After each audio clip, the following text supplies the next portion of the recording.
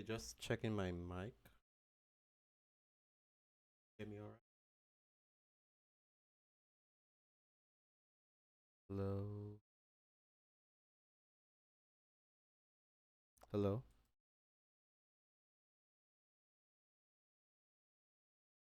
Can you hear me okay? Is the audio good enough?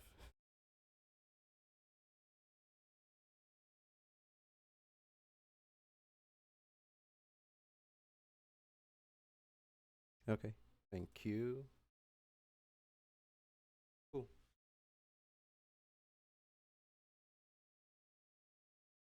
Okay, let me turn up the volume a bit more. How about now? Must swap. Okay. Hey, hey.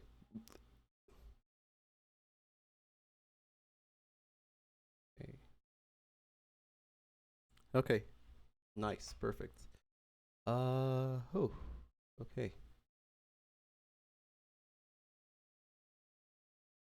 And we can start now, I think. I hope all my chat things are gonna show up. I don't know. We'll see. What's wrong with the mic? Uh, the audio, the video is not catching up, is it? Of course it's not. Okay. Plan B. Bring out my little friend. Okay.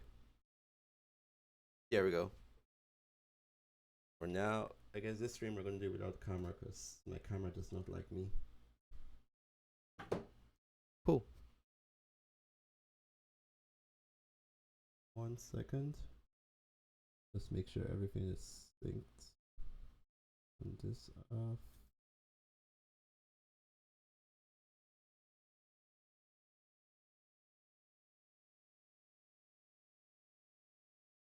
Camera was working just yesterday, but yeah, fine. Let's see, and should be cool.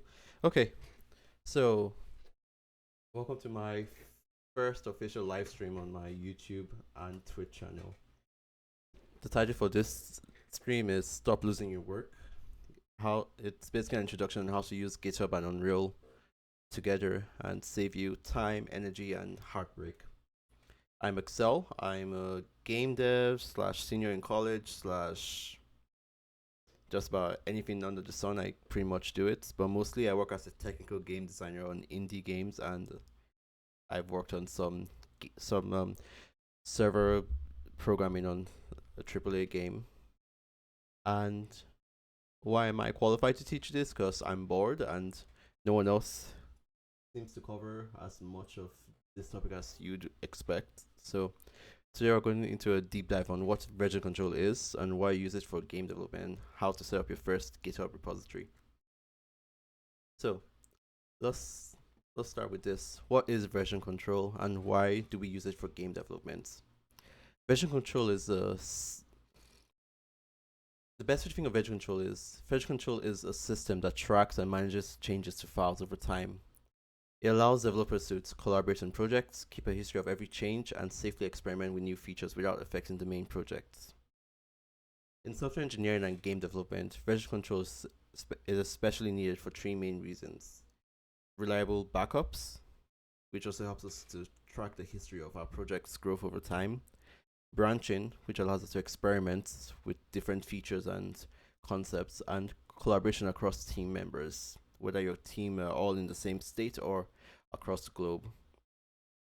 Game projects as a whole have a very unique type of setup. In other software engineering, in other software engineering projects, you typically use just code or maybe some art assets, but in games you use a lot of different things. You use binary files like the U project files, or I think on Unity has some binary files too, but those are on the lower end.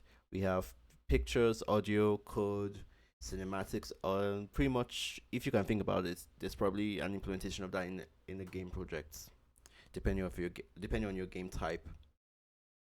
These files are usually maintained by multiple different members of the team, from artists to programmers and more. As you can imagine, this also makes it easy for a game project to be very messy or even worse, completely unusable. An example of this is imagine you're working on a simple platformer game and you're a programmer. All you want to do is make the character move from one place to another. But your friend, who's a level designer all the way in Germany, he needs to make a level, and uh, your let's say your voice actors also need a way to be able to change audio files in order for them to upload their latest scripts to the project. How do you do that? Do you say, hey everyone, here's a link to my Google Drive where the project is, and try not to mess with everything? How do you fix changes before it happens? And worse, what if someone mistakenly makes a change that is irreversible and your entire project becomes unusable? That, because of that reason, that's why we have version control. Okay. And applications of version control in game development include, but are not limited to, experimenting with game mechanics, art and asset management, hotfixes, also known as patches, and working with large files.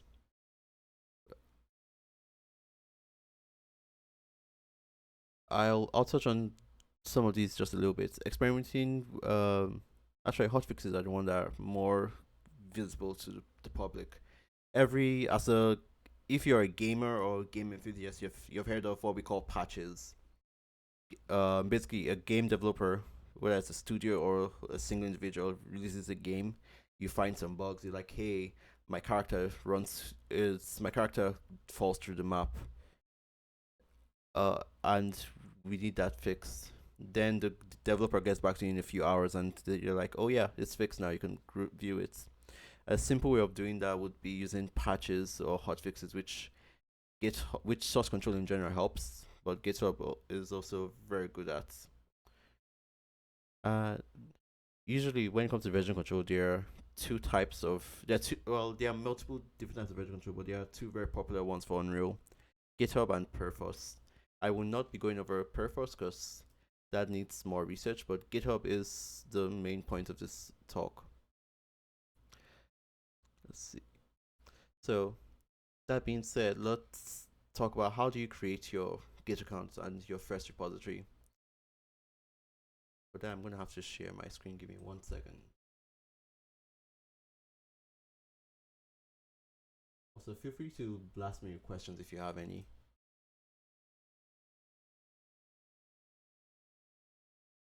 It should be. Let's see. Okay. So,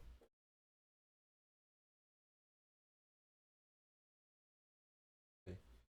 Cool. So, let's start off with just GitHub. In order to make a GitHub account, in order for you to use GitHub, you have to have a GitHub account, and you can find it by simply just going to github.com.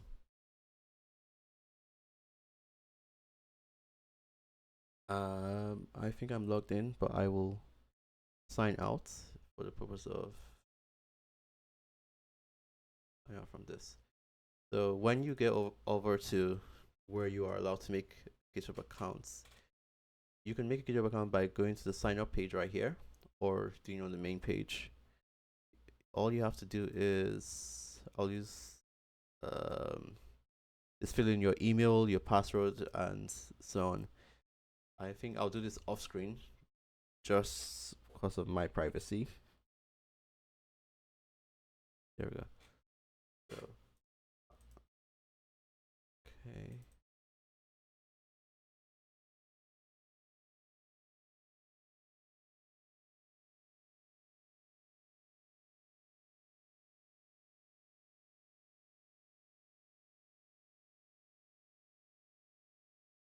There we go.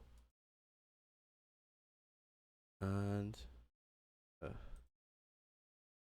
they looks they looks like they've added visual puzzles now, so that's fun.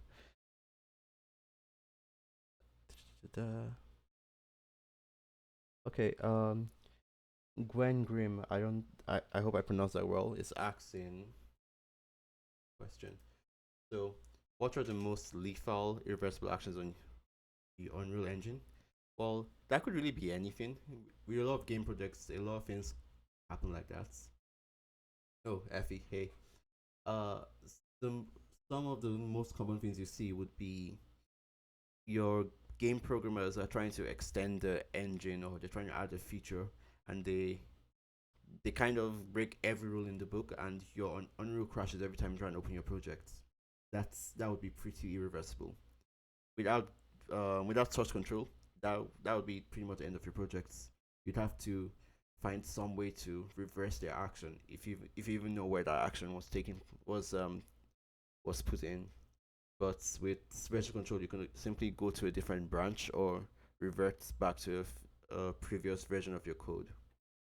I know, I think artists can do that, can cause that kind of error too, but I don't know how they would. I know it mostly has to do with programming itself. That those are usually, at least from my experience, that's the easiest way to cause a lethal action. Okay. Is this okay? This is clear. Okay. Visual Pro, use arrow to blah blah blah blah. Is that done now? Nice. Sure. Uh, uh, um, give me a sec. The, the,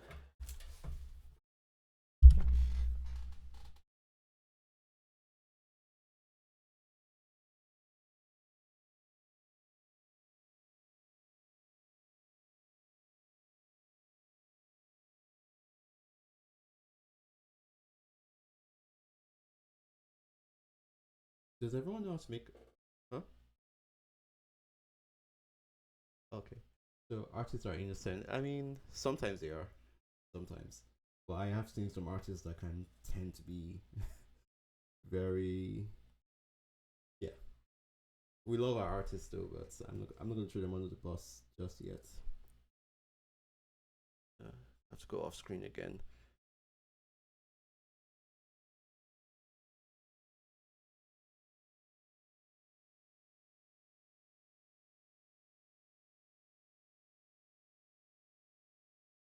Just do your thing. Okay. Finally, we have our GitHub accounts. I forgot I'd have to create that on stream. Okay.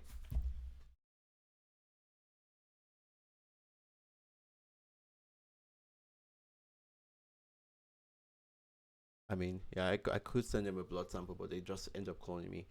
So, in order to create your first repository, all you have to do is go over to the create repository section over here. You could do that in your dashboard. I think you can also do that in your profile. So in the your repositories, you could create a new repository by clicking on the new. So you click on new, that creates a new repository. You give it a name. For now, I'll call it samples, and you can choose to give it a description. You don't have to. Sometimes it's good too. And this too have to do with how visible your products are. If your product is public, anyone on the internet can see it. All they have to do is know where to search. Literally, just search your username and samples. If they are private, only people you give access to uh, can see your repository. And you can add a README file. I usually always add a README file because it's the best way for someone that's just joining your project to understand what the project is about before touching anything.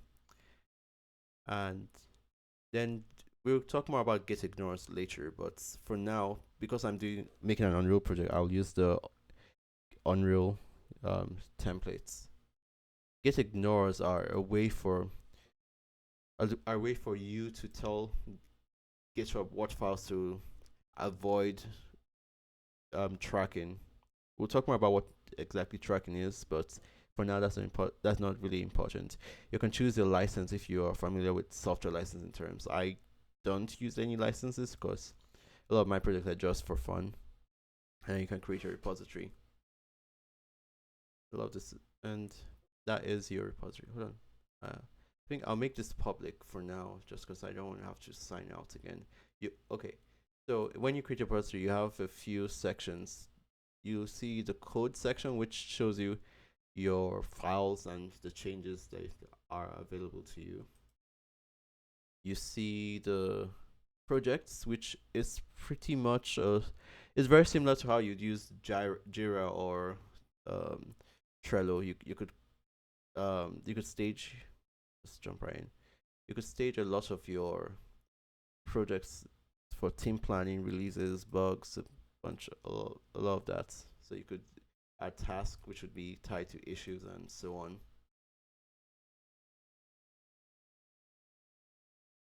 You can simply just, what else is there?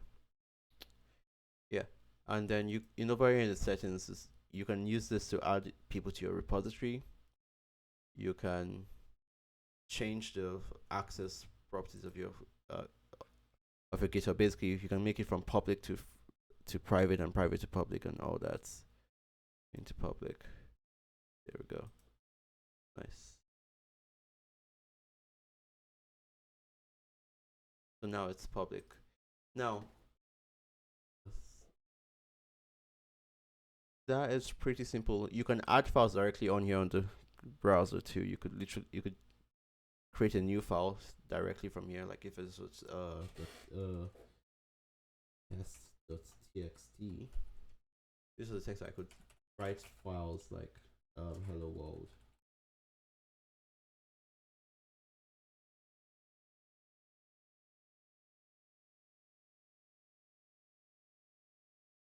And when you I will go into more into commits, but you can basically save those files and have them uploaded to your repository. And yeah, another good thing about this tab, it gives you the links to your repository, so you can add this directly to your GitHub client, which we will talk about in next. So for GitHub, there are two main ways of interacting with the GitHub systems. You can use CLI, which is basically using the command line. I think I have one here, git bash. You can use git bash is just the command line, which you can use to git push, git add, do all the commands directly. Which, if you're a programmer, you probably like this more. But because a lot of people that would actually be watching this would be artists and producers and people that are not so familiar with coding. This a way I prefer to use is using the GitHub clients. A GitHub client is basically a application. It's an application that allows you to trigger those commands with the push of a button. So my favorite is Fork. Fork is a lightweight, user-friendly way of tracking your files. It allows you to, and it's also free. It allows you to do just about anything you'd want to on any scale for your projects. I have that installed. So okay. I have a bunch of projects here, but it's fine. See. So how does Fork work? Fork has a bunch of basic functions. Fork is a okay. So like I explained, GitHub, there are two main ways of using it, of interacting with version control with GitHub. You can use the command line, which is where you type in a bunch of commands and use fancy types of code and stuff. And you can use something like this, which is more of a graphical client. It allows you to make, allows you to save your changes and make everything available just with clicking buttons, so you don't have to memorize commands over and over again. So I prefer Fork because Fork allows me to select what gets saved or not. Okay. So another very famous one is GitHub Desktop.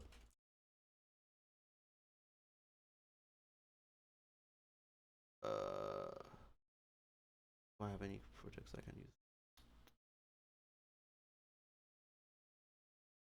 Oh, no. Nope. Doesn't anymore. So yeah, GitHub Desktop is another very popular one. you can use any of them. I just prefer using fork because fork is simple for my mind. I'll show an example of how exactly this works, but the basic idea is that you select what changes you want to accept, and what's let's go, what files you want to leave behind. So if I wanted to save the plugins and leave behind the rest, I could do that. I could save this. I could keep working and keep adding stuff onto it. Da, da, da, da. So what else is on the list? So fork. Let's go open up the. Right. So fork has a bunch of cool things. One of them is being able to create your repository directly on your computer and uploading them later. But you could also clone your repository. When we clone a repository, right, it's cloning a repository is the same thing as downloading your project onto your computer. So this project here, samples, lives on the GitHub cloud. If you wanted to have a local copy of that on your computer, you could come over here to the code section and copy the HTTPS, which is basically just the link to the repository. And when you open up fork, you can go over to the file tab and click on the clone repository. This automatically copies the links for you and puts that in the right places. And you could specify where in your files you want that to lie on. I'll just put this. Yeah, that's fine. So, and then you can clone your repository, which gives you a local copy of that repository.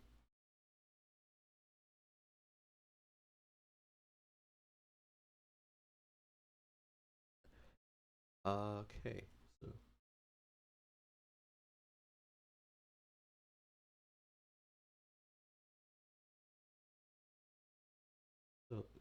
with that being said, let's talk about some actual Git commands. So there are four main types of commands you typically use on a day-to-day basis. You can use the git add, commit, push, and pull. Adding a file is the same thing as telling GitHub to to track a file, to watch a file. If let's open up the file explorer. This is our repository. These are project files. If I created a bunch of, like I created a text, or if I create a new text document, like new text document.txt and stuff, I wanted to monitor those files, I would have to come into here and stage the file. When you stage a file, it's the same thing as adding a file to be tracked. When you can do that by clicking the stage or pressing enter. What this does is it marks this file for you to automatically track, and it marks this file for you to automatically receive changes and updates that particular file whenever someone tries to make an edit to that file. Hulik asks, does it work like a cloud, or all those files would be saved in my computer, taking space? In the context of the development we're doing. Okay, so he's asking if your repository lives on the cloud or if it stays on your computer itself, and obviously that takes space. So typically it does both. When you create a repository, it makes a backup of that project to the cloud. When you then when you then clone your repository, you're saving a copy of that on your system itself. So this file here exists on my computer directly. So typically the GitHub is a good way for you to save those files in the cloud, but it still exists on your computer and it takes up space. So when we add a file that we want to track, and the next step would be to commit the file. Committing the file is the same as submitting this file to be. It's the same thing as submitting the file to be what to no, that's not the right way to say it. Give me a second.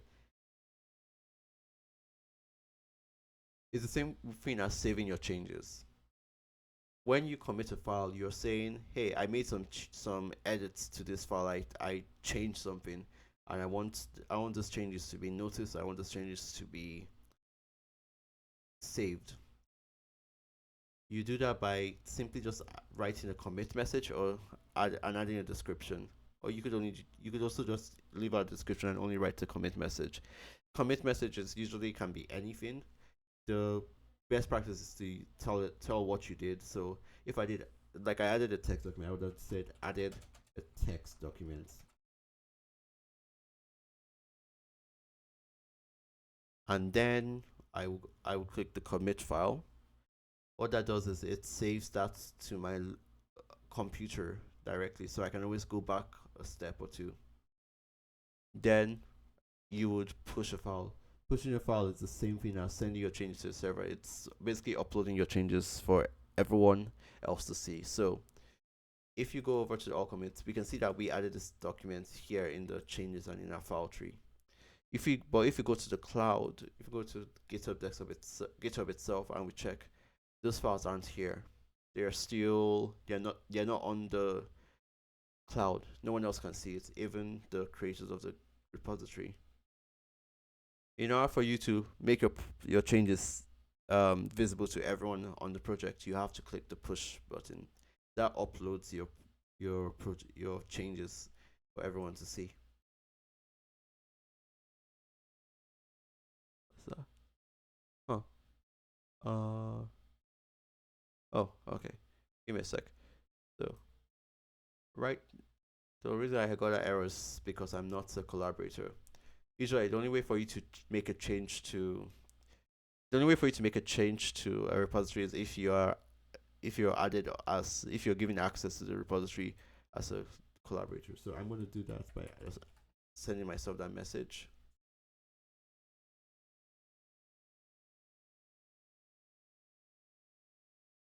And once I accept that, I should be able to make those changes now. Give me a sec.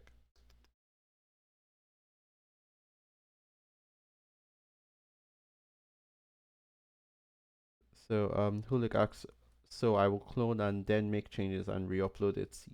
Yes, pretty much. What happens is GitHub acts as a backup for your files. When you make a change, you save those changes and you upload them back up to the server. The server keeps a snapshot of those changes.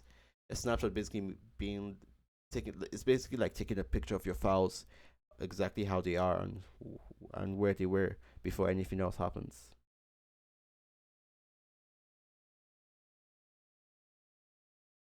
One second, I need to accept this link.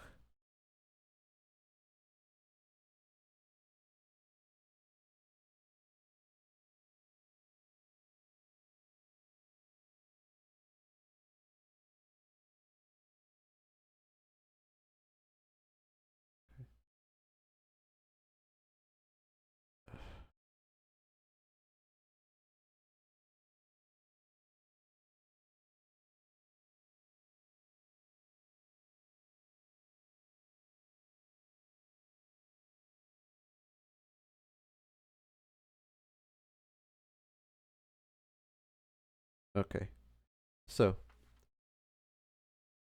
in order for you to make changes to a file, you have to accept the invites. Once I've done that now, so this should be updated, so I can collaborate. So for me, someone that has access to the file to the for me, someone that has access to the projects to make changes, I simply just have to upload my changes to the repository, and then once that is done on the top, you should see your files in here. If you go back to the main page of the code, and now you can see our file has been uploaded to the cloud, and I can get it from anywhere in the world.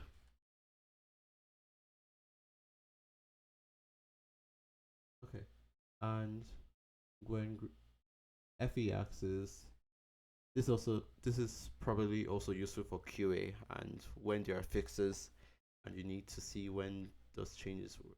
Yes, pretty much, yes. QA uses this a lot when they find bugs, and also when basically, whenever you make a change to your build and and something breaks, typically we would check the Git branch to check.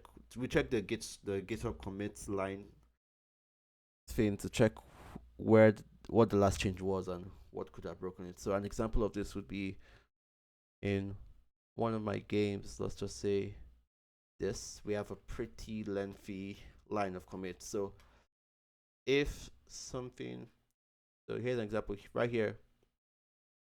Let's see.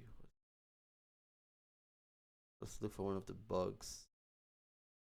So right here, you can see stuff like where we merge back into the branch, and you can see things like someone fixed. I think that was me. Yeah. So I found a bug from the last place I merged, last place which is somewhere over here, where we made a change, and I fixed that and I pushed that back up. So QA usually uses this a lot for updating and fixing bugs.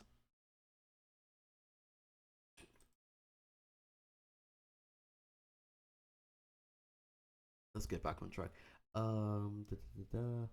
So does push it commit push, and then if an example of okay, so the last command that we haven't touched is the pull.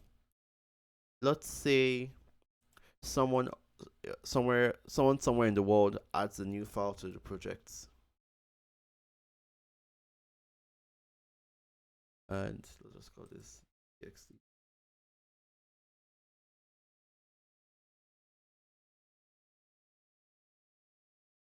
Adds a new file to the project, and remember this is someone else somewhere else in the world, so I can't see this. I won't see this on my computer directly. It's now on the server this exists, but on the actual on in my local repository itself it doesn't exist. So oh, I have butchered what I was just trying to show. Wait. Oh no, yeah. So on my local file itself this doesn't exist. So right here, the file we just created, which is called file does not exist on my computer. The only way for me to get those changes, I have to pull. Pulling the same thing as downloading the latest changes. When you pull, you basically you grab any files that were not there that are on the server that are not on your computer, and you also update whatever files that were changed. A good way of seeing if you need to pull or not is usually there'll be like this arrow thing on the side, on the left. So if I pull, I can see the file has been added to my computer now. So I can do that by going back over to the file explorer and seeing the file has been created.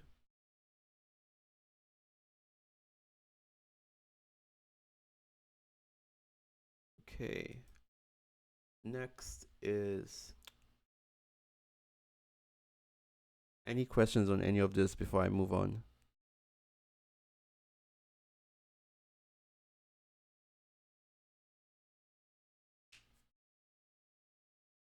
Okay.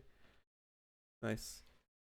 So for next we'll talk about something that's that's the one of the more important parts of GitHub for Unreal, the git ignore. Git ignore is a way for you to tell the server to not it's a way for you to tell the server that you don't care about certain files. When you're making a game project, let's see, a good game project I can show. In Unreal, we have a bunch of files that are generated whenever you create anything. But there are some files that you don't need to track, like binaries.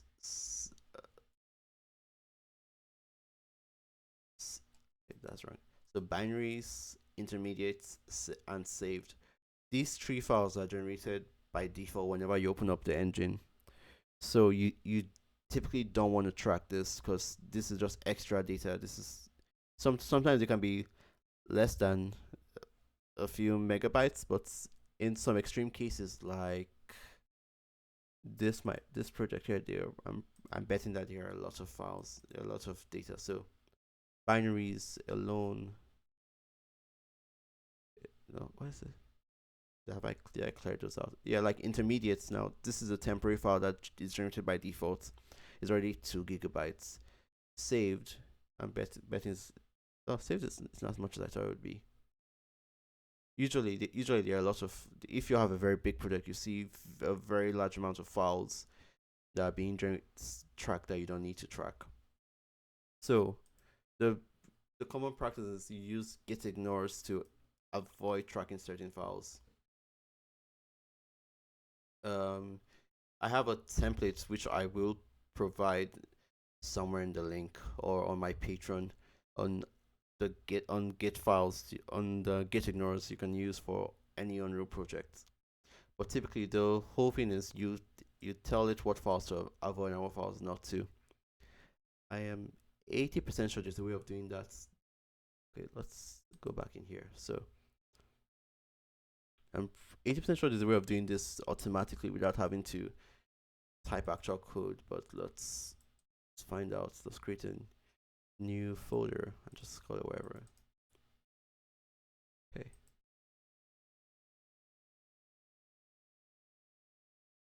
Oh, wait a second.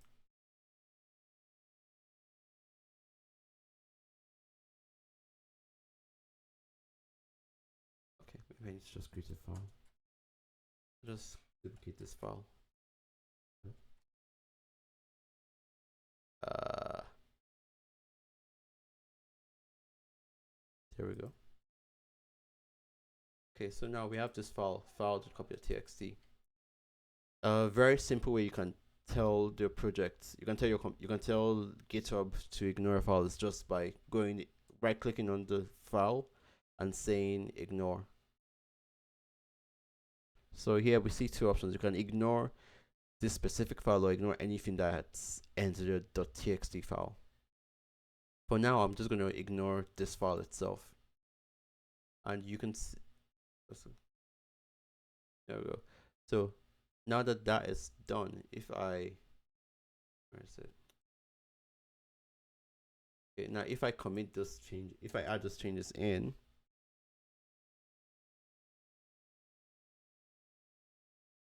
if I add those changes in and I just say ignoring test file,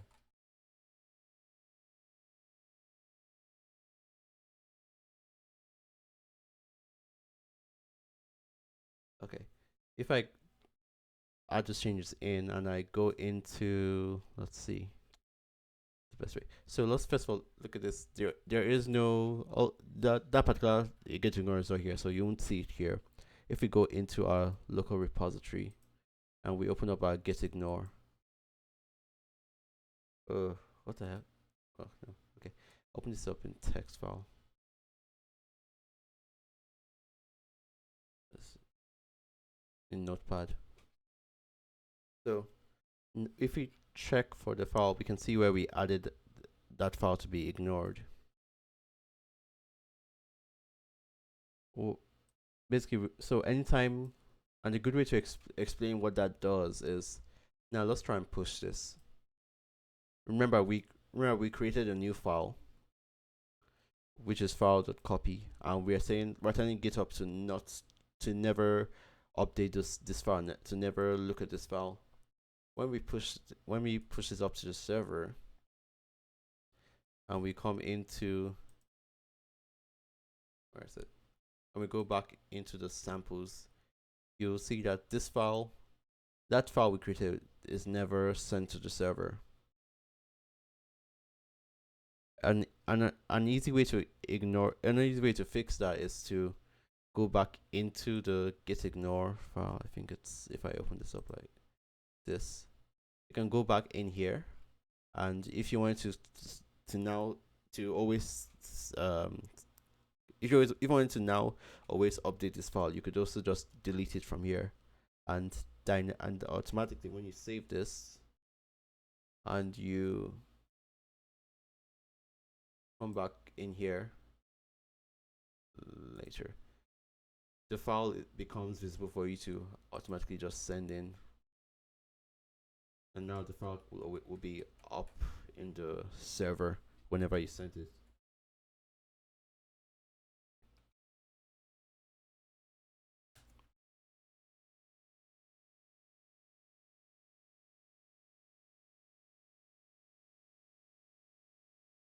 Now, if you refresh, you will see the file added in.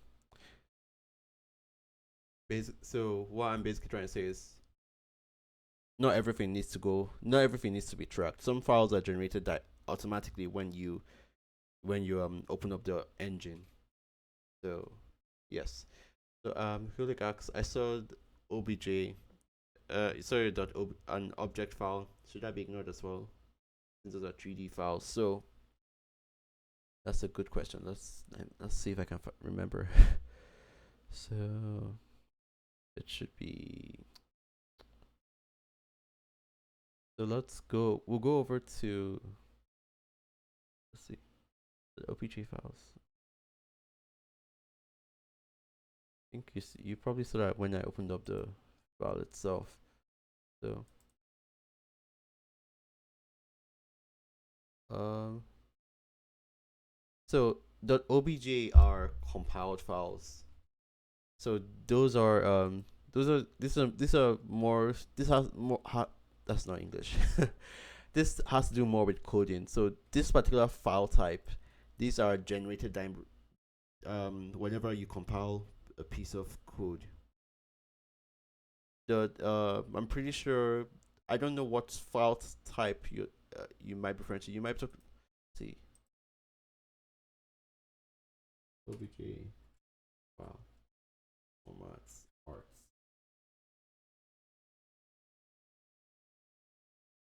Hmm. Let's see extension.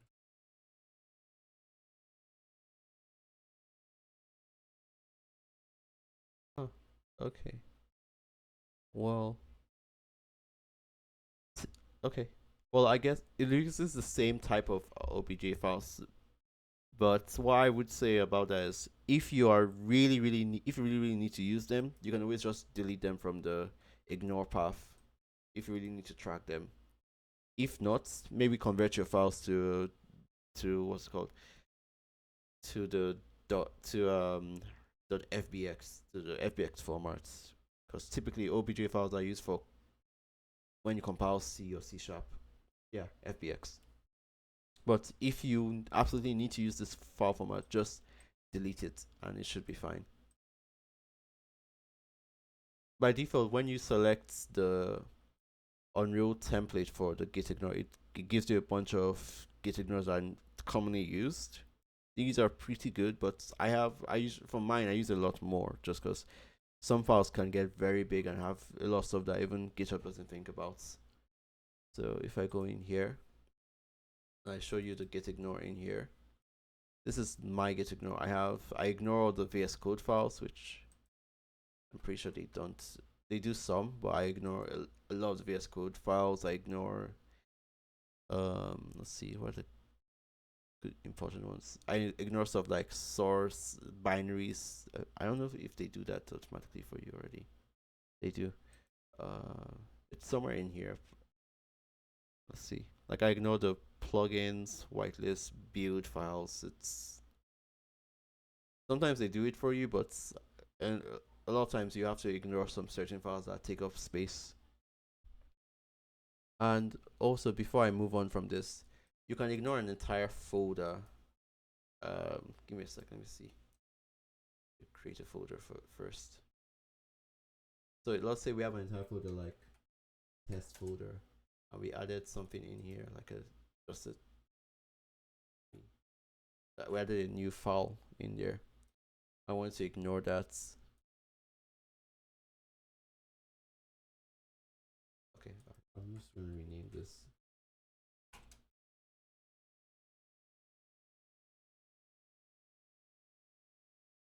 That might be ignored automatically.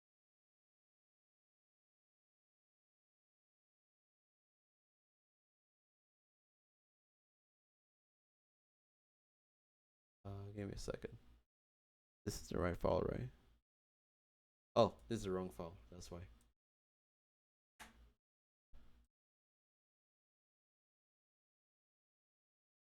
Need to move. So this is the file we're working with. So this is our file now. We just added a folder with the text. If I wanted to always ignore this folder, I could come in here on the folder itself and click ignore all files. So you can ignore entire files just in case you were wondering. You don't have to add every single file by file, but that's not important. You can also discard changes pretty much, which deletes them from the file if I remember correctly. Um, um, no, I guess not. Oh. Anyhow, anywho, I got sidetracked again. Um, so now before we do anything else, let's do what we all came here for. Let us create a Unreal project in here so we can see this working in real time.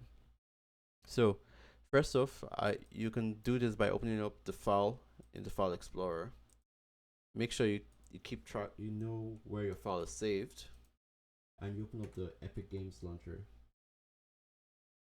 When you do this, you'll be prompted to create your file. You can just click the launch on your engine version.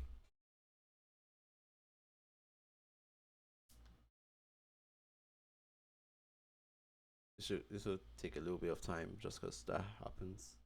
And when you do that, you basically select where you want the engine, where you want the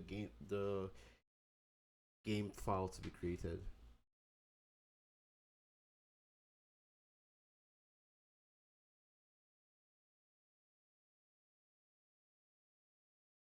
Take a little bit of time.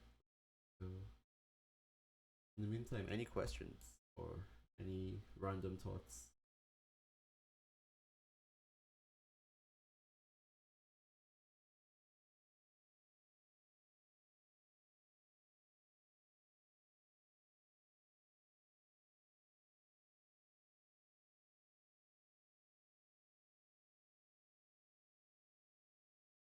Okay.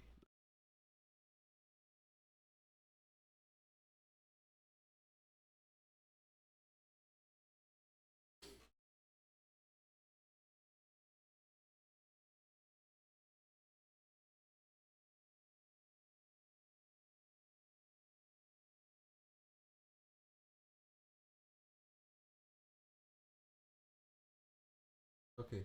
Now we have the option to create our project. You can go choose your templates, and I will choose the first person chooser just because I can. Select whatever properties you want. So whether it's a blueprint project, C++, desktop, whatever quality you want. And more importantly, you need to. I'm going to upload this to my YouTube, so it will be there if you need to look back on it. I'll probably add in chapters. You can also I'm making a document alongside this that is supposed to go to my patron, and I'm pretty sure I may give it to the Jake Revenge team to like our own subnet thing, which is fine.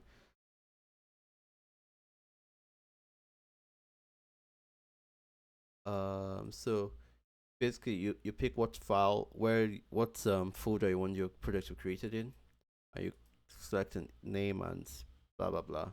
I'm hoping if you're watching this, you already know how to use Unreal. If not, I will make a different live stream for how to use Unreal some other time. So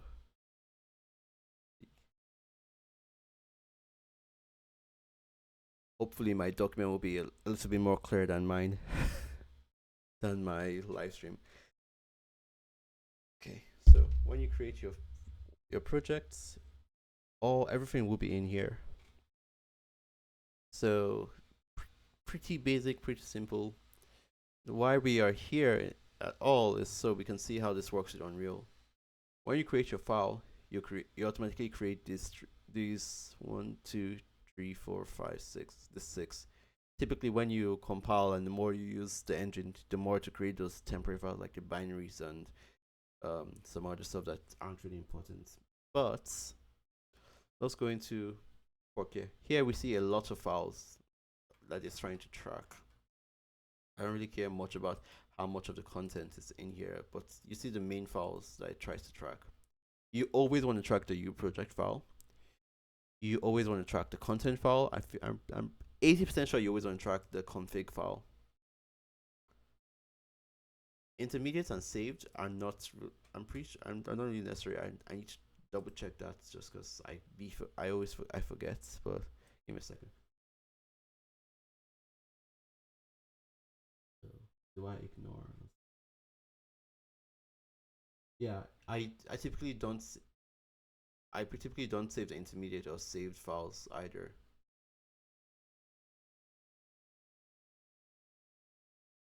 Because yeah, a lot of this are just crash reports and log files and stuff that you don't typically need, and they're generated dynamically.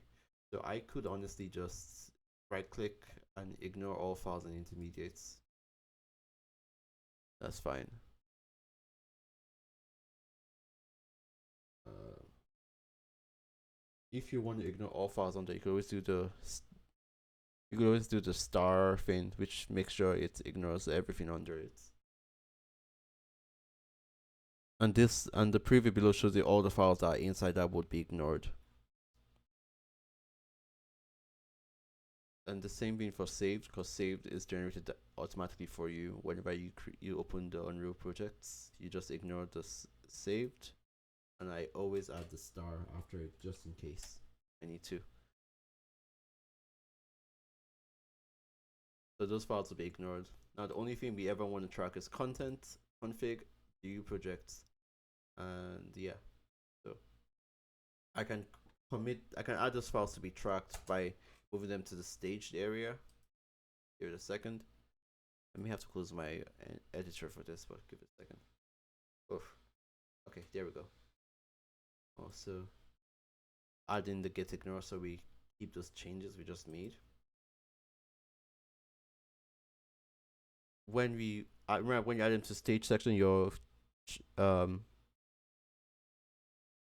I think so. I'm not entirely sure if saved is for renders or not, so I would have to search for that. But yeah, when you remember when you stage your file, you're adding it to be tracked. You're setting it to be tracked by GitHub. You commit your file. Basically, I initial project. So I created a new project. You tell the rest of the world what you're doing.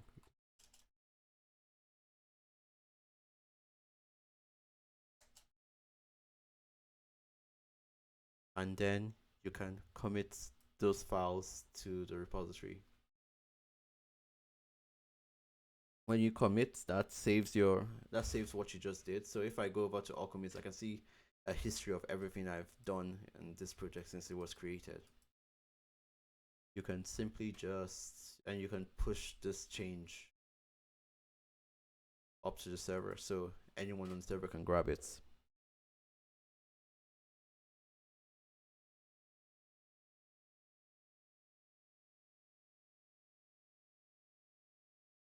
We give that a few seconds to run, and when it's done, we should be able to see it on our GitHub thing. Give it a few seconds to finish up. Okay. If we check now, we'll see everything under my projects is created. Pretty simple so far.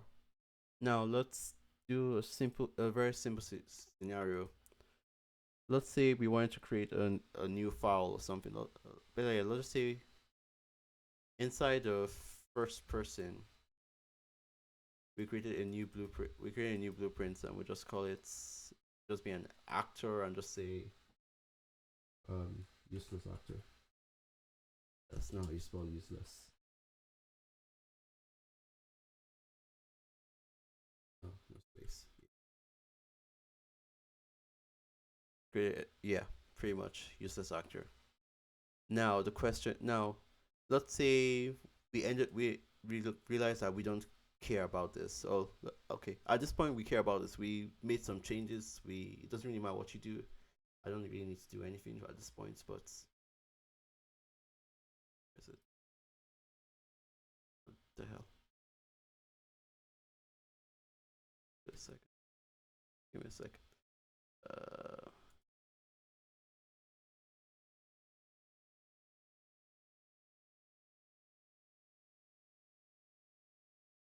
1 second.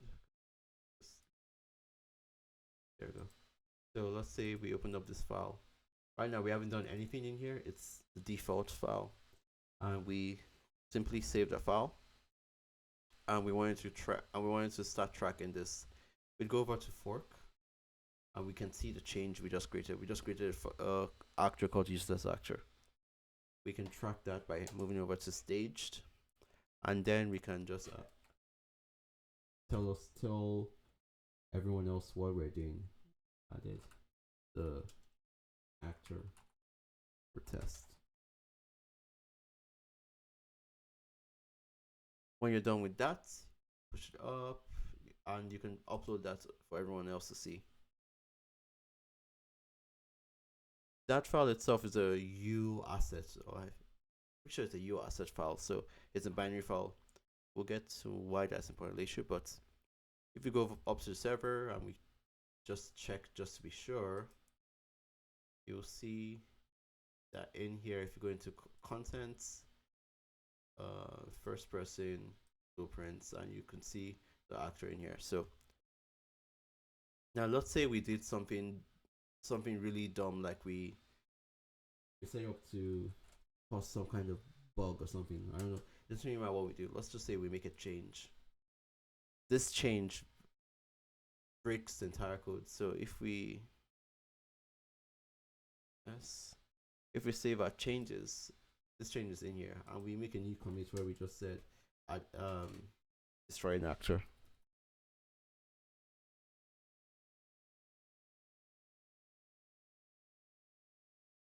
And we commit those files. Now, let's say now what we did now we don't like it. It ruins something in our game. It makes our game terrible. What we can do is pretty sure it's referred commits. You can go over here and click on revert commits.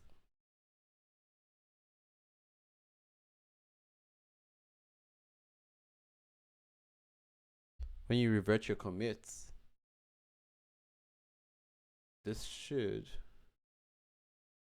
bring it back up for us to ignore. So remember, we added some code in here before. Let's say we wanted to, now we want to get rid of the chain we just made. I would just go over here and do something as simple as discard changes.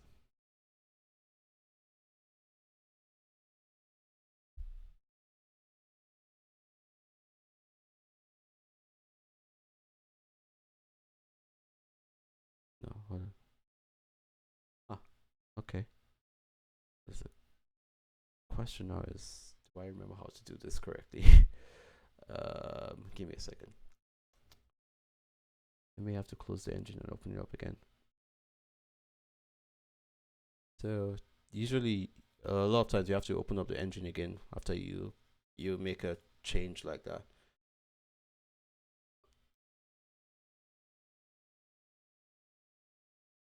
Thank you. See you later. Opening up.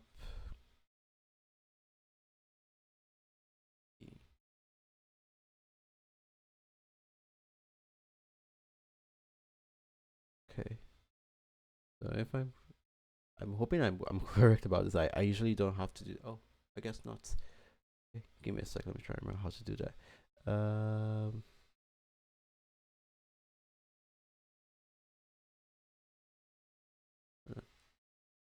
Ports. Oh, okay. So that's not how you do that. Give me a second. I think it's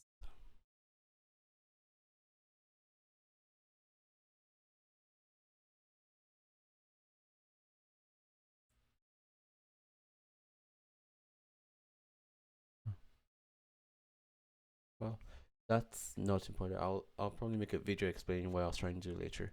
But for now, okay, let's see. Push fetch.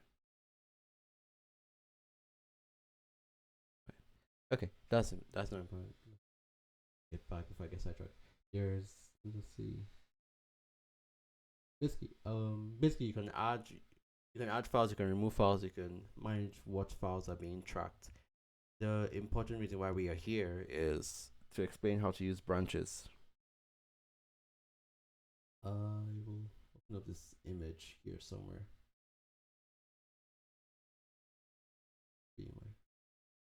So, let's see.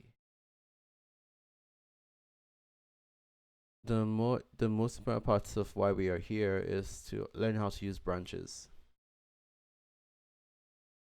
In GitHub, branches are okay.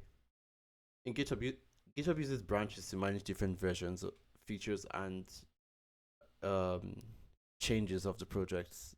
It's essentially makes a snapshot of the project itself.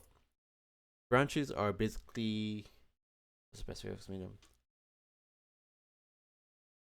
Branches are snapshots of changes made to a project. It's like saying, hey, at this point in time, I want to have a different version of the project. When you create a branch, you essentially tell GitHub that everything that happens on this branch is going to be isolated from the rest of the project files. A very good example of this is here. I don't know who uses this. A good example of this is here. We have a bunch of branches. We have a branch for different mechanics, like this. I think we have an AI branch somewhere here. Like we have a UI, a user interface a branch where we experiment and build different UI systems. We have a branch where we test out what we're doing. We have a branch where we test out features like event system, state machine, player starts, target system, so on. We use branches in order to allow us to isolate ourselves from the rest of the project without corrupting the file. So an example of this is you're a level designer, you're trying to design a new level for the game, but you're not sure if this level is going to break anything else. You would branch off from the main branch into your own into your what I'd call a feature branch, and that would be where you design levels. Like an example would be an artist trying to work on a new character design and testing out in engine. You'd create your own branch and call it character like character design, and you'd test out whatever designs you're working on.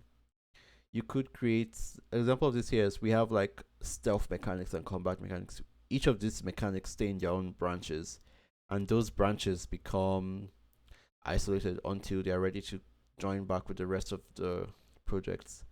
They are basically experimental playgrounds. An example of this would be um so right now we have a project. Let's say we want to do something as simple as we want to have our own branch for sorry. Let's say we want to have our own branch for making gameplay mechanics like making let's just say making UI or something. I would come in here and create a new branch. A branch is just like a copy of the main of the repository. You select where you want the branch to come from, and you would simply just let's just call this a gameplay branch. This would be my sandbox for creating anything gameplay wise. Once I'm in my branch, I can simply just go back in the engine. If I can find it.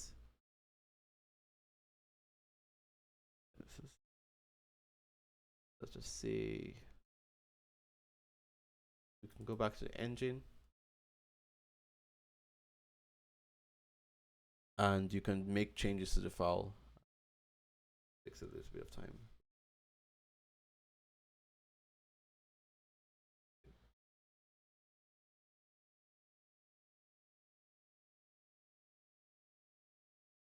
There we go. So now an example of this would be inside this actor, instead of destroying the actor on begin play, I could do something as simple as just say print something to the screen.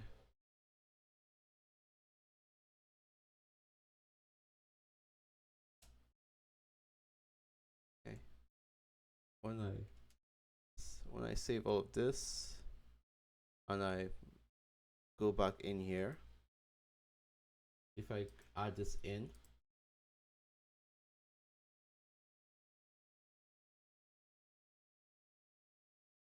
this now becomes saved to my branch. The good thing about this means that if I go to a different branch, I go back in the engine, I think. May have to close and quit this. Okay. Actually, what I'll do is because it takes a little while to explain that with Unreal itself. So, example of this is, let's go back to the gameplay branch. We create a new file in here anywhere called, okay, let's use the file .txt. This file .txt says hello world. Now this is a different version of our game. We use hello gameplay. Pretty much. We save that. We add that into the branch, and we just add it in.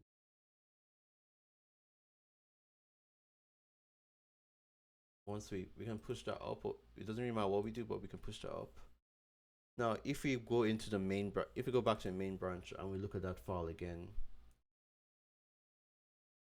see, where's the file tree?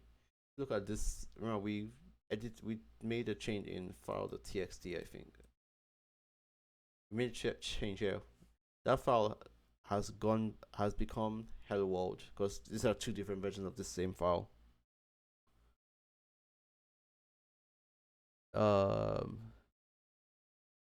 Stay with me. I know it's getting kind of complicated. The basic idea is that if we can have two different versions of the same file in two different branches. This is the same file being changed. You but yeah. And now let's say we wanted to do something. Let's say instead of, so if we wanted to just put the strings back together, we could okay.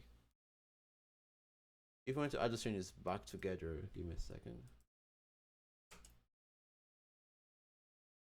There we go. So if we want to add the strings back together, that, remember, main has hello world. Has this file change. It hasn't gotten anything else, and then we have a gameplay that has something else. If we want to put these changes back together, we would drag them onto the branch, which would be the same thing as merging the branch. So we're merging the changes in gameplay to the main branch. If we do that, let's see.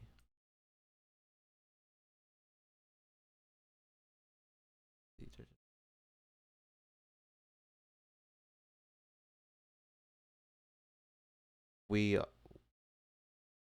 give me a sec. Okay, that's fine. So now we have now both files have the same things inside. But now let's go back to. I know it's kind of, let's just say hello. I'm trying to show you something. I just hope you have thought about it a little bit better. But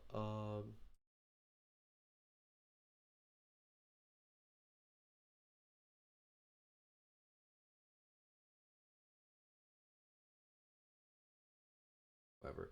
So one basic trying to show is we have two versions of this. Hello on gameplay, we have this version of this file, and on main we have a version of the same file. If I merge that back up, I think this is.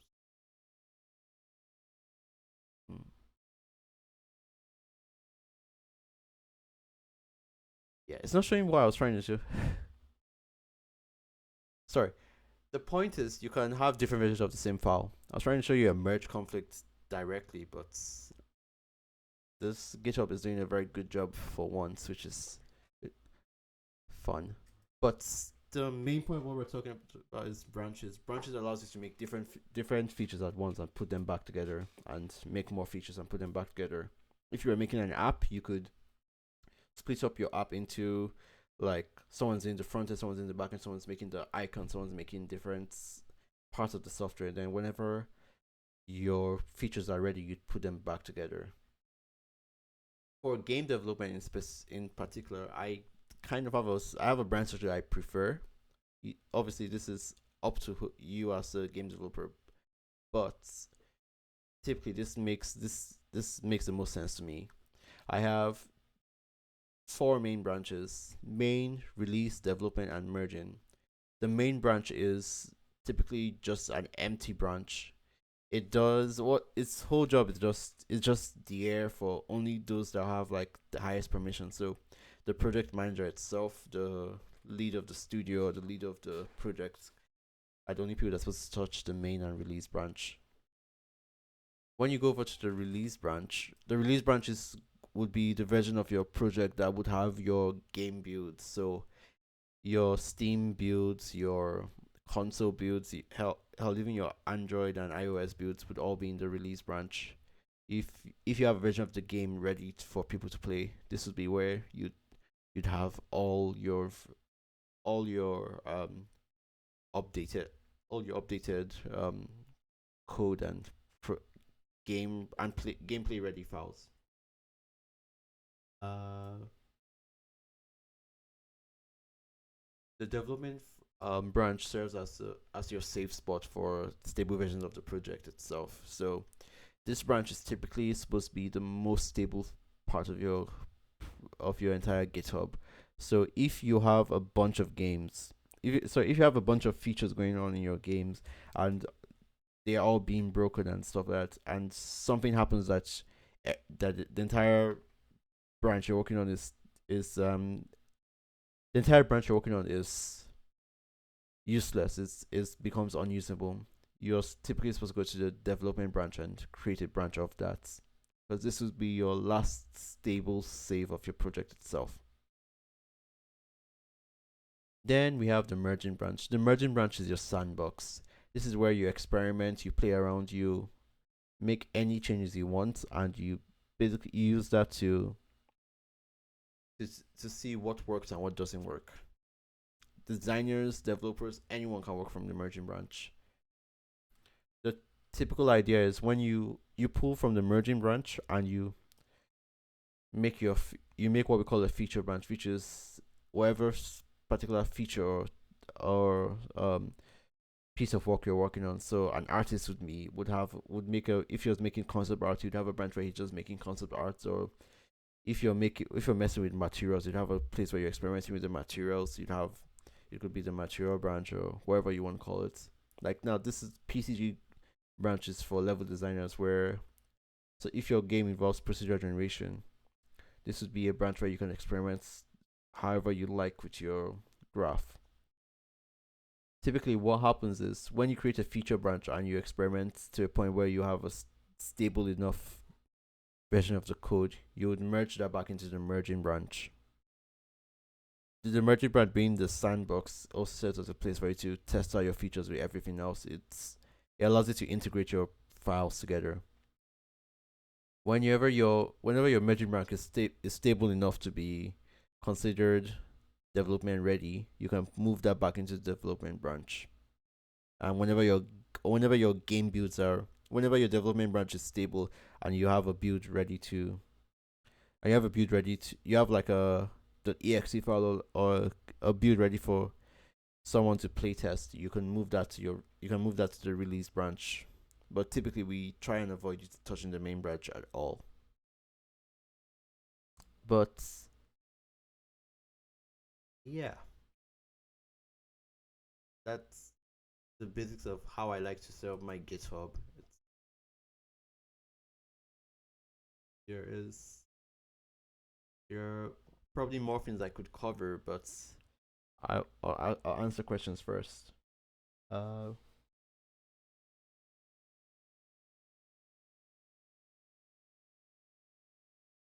Hulik asks is, so I will be pulling my stuff I am making. I will pull them into the merging branch. Is that correct? Push them. Yes. So typically, what would happen? Hulik, I think you're an artist, right? If I remember correctly. What would happen is, are you an artist? I forget if you're an artist or a level designer.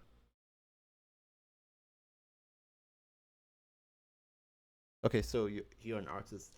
So typically, what would happen is if you're working on a new character's 3D model, or you're working on a new rig for a character, you would go to the merging branch. I can show you an example of this actually. Oh, environment artist to level design. So if you're working on a new level, I think we actually do this here already. Inside here, actually I have it in here. So if you're working on a new level, typically you would go to the merging branch. I should have a merging. Where's my merging branch? That's crazy. Huh. Cool. Well, typically you would go to. I should have some of this, so I'll do this here. So okay. Typically you would go to the merging branch. You would create a new branch, and you would like now if you're making let's just say you're making a level called um level 1. You would go over there, you'd create a new branch, and you'd basically, let's just, I'm not going to check it out just because you create a new branch. Now this branch would be where you'd work in, so you have to double click that for it to be in the branch. You know if you're in the branch if you if you see the check mark checked. Let me add this in real quick. I don't even know what I was saying.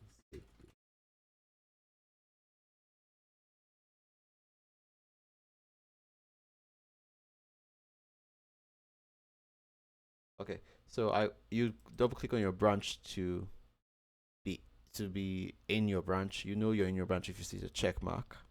And now this would be where I would open up the project and I'd create I'd create the level, I'd add all the assets and all that into that level.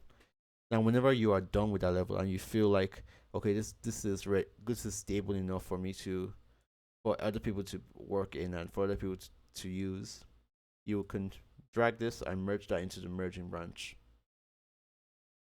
Like now this is my UI system, which should be stable enough for people to use.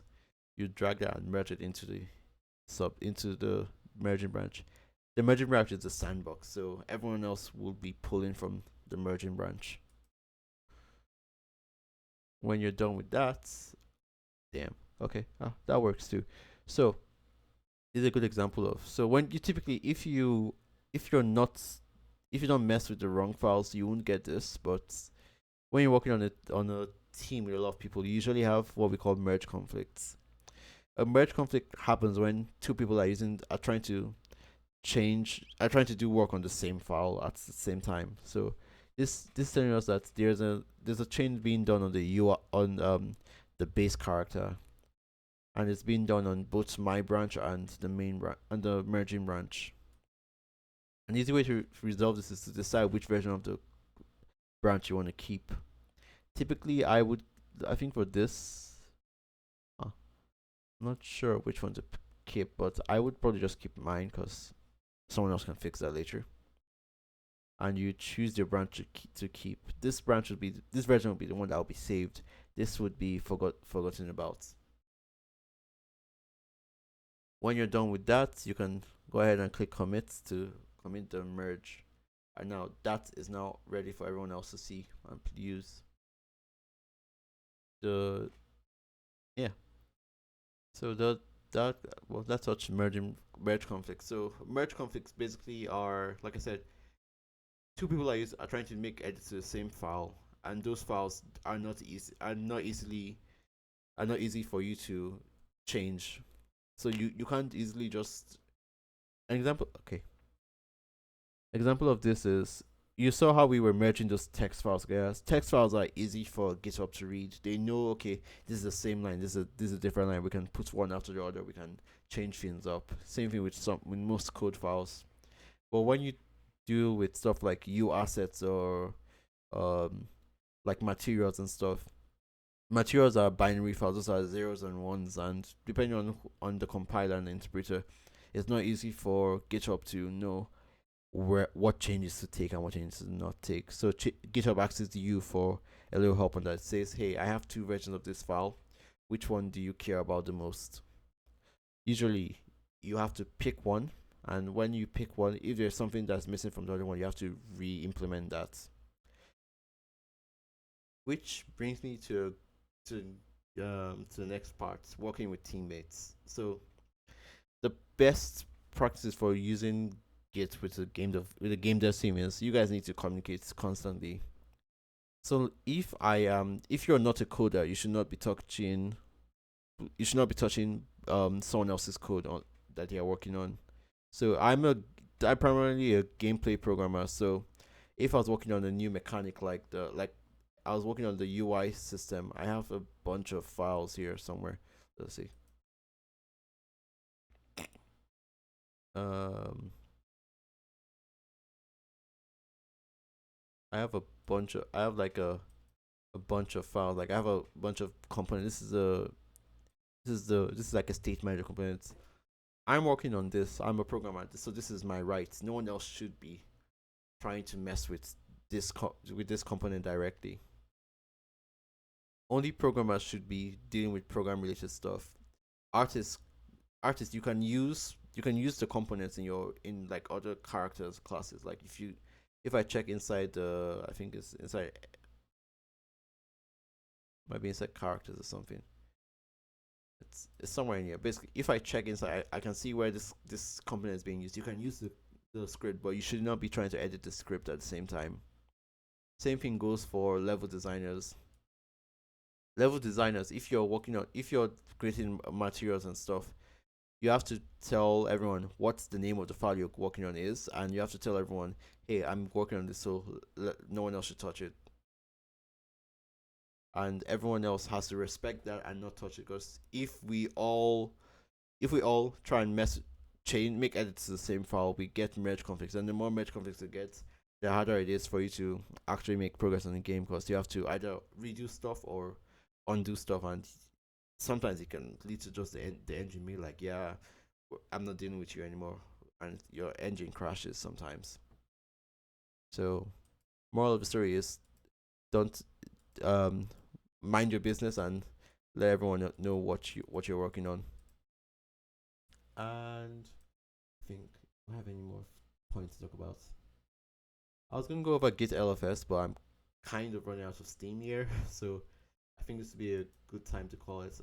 I'll take any questions right now.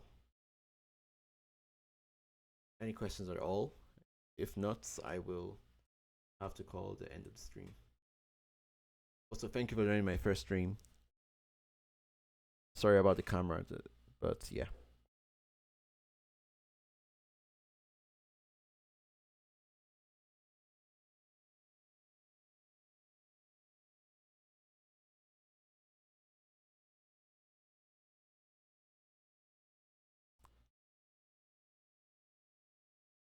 Okay, thank you. In that case, we can let's see. Do I have a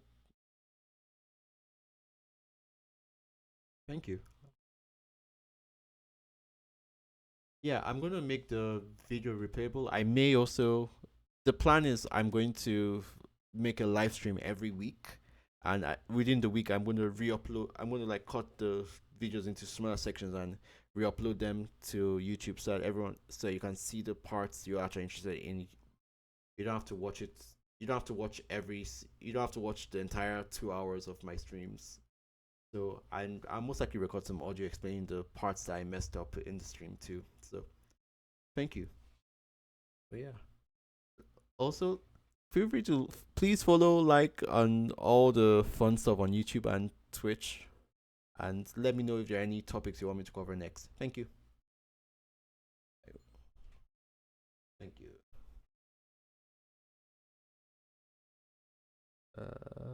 Cool.